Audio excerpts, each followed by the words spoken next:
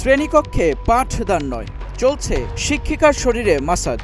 এমনই একটি ভিডিও ছড়িয়ে পড়েছে সামাজিক যোগাযোগ মাধ্যমে। অভিযোগ রয়েছে নীলফামারীর ডিমলার একটি সরকারি প্রাথমিক বিদ্যালয়ে ক্লাস চলাকালে এক শিশু শিক্ষার্থীকে দিয়ে সহকারী শিক্ষিকার শরীর মাসাজ করানো হয়। ভিডিওটি ভাইরাল হওয়ার পর শুরু হয়েছে তদন্ত।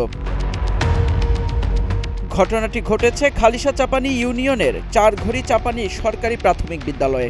ভাইরাল হওয়া ভিডিওতে দেখা যায় বিদ্যালয়ের অফিস কক্ষে এক সহকারী শিক্ষিকা একটি ছোট চৌকিতে শুয়ে আছেন। এ সময় এক শিশু শিক্ষার্থী তার পিঠ ও পায়ের ওপর দাঁড়িয়ে মাসাজ করছে। একই কক্ষে আরেক শিক্ষিকাকে টেবিলে বসে মোবাইল ফোনে ব্যস্ত এবং অপর এক শিক্ষিকাকে চেয়ারে পা তুলে বসে থাকতে দেখা যায়।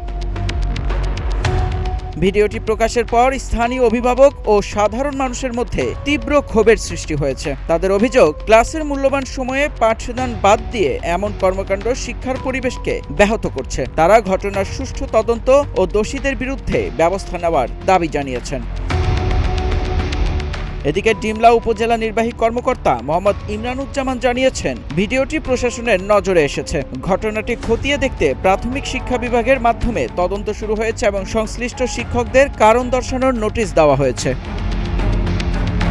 তদন্তে অভিযোগগুলো প্রমাণিত হলে প্রয়োজনীয় ব্যবস্থা নেওয়ার দাবি জানিয়েছেন স্থানীয়রা। মেহেদী ইসলাম সোহাগ, গ্রিন টিভি ডিজিটাল।